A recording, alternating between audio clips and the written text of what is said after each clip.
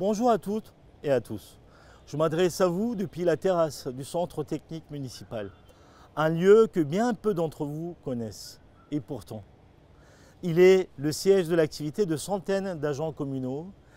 Il est aussi un centre d'intérêt pour des organismes nationaux qui travaillent sur l'écologie urbaine et qui en organisent la visite d'ailleurs.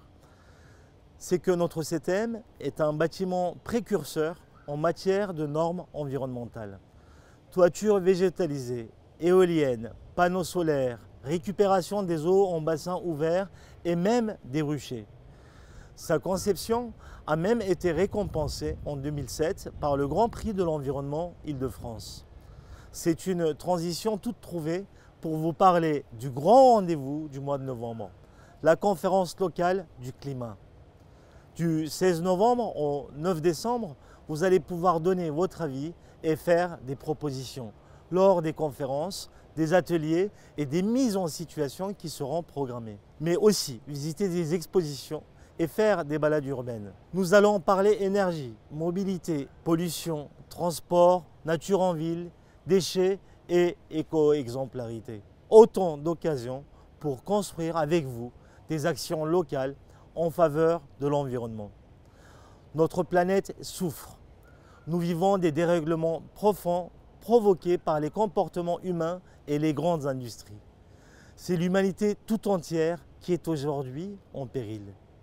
Avec sa conférence du climat, Bonneuil veut prendre sa part, modeste mais dynamique, pour relever ce défi fondamental.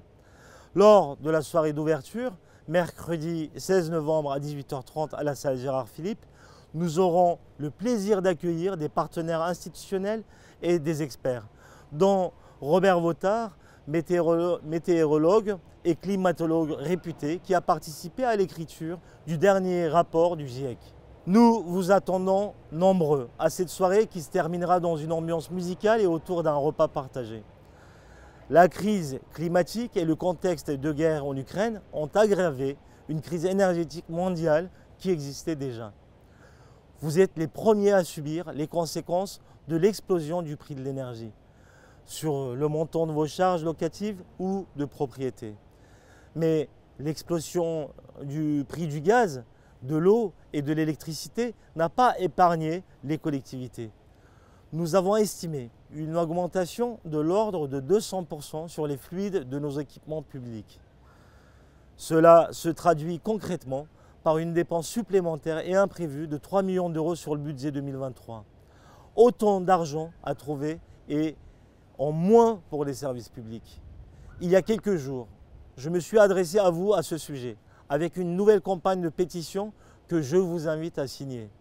Nous demandons au gouvernement la mise en place d'un plan d'urgence et un bouclier tarifaire énergétique pour les collectivités. Il en a la responsabilité et le pouvoir pour nous permettre de continuer à faire vivre tant d'actions utiles pour votre quotidien. Novembre, à Bonneuil, est donc encore un mois sous le signe de la combativité, mais aussi de la construction de l'avenir, avec de nombreux autres rendez-vous importants qui vous attendent et qui vont dans le même sens du mieux vivre et du faire ensemble.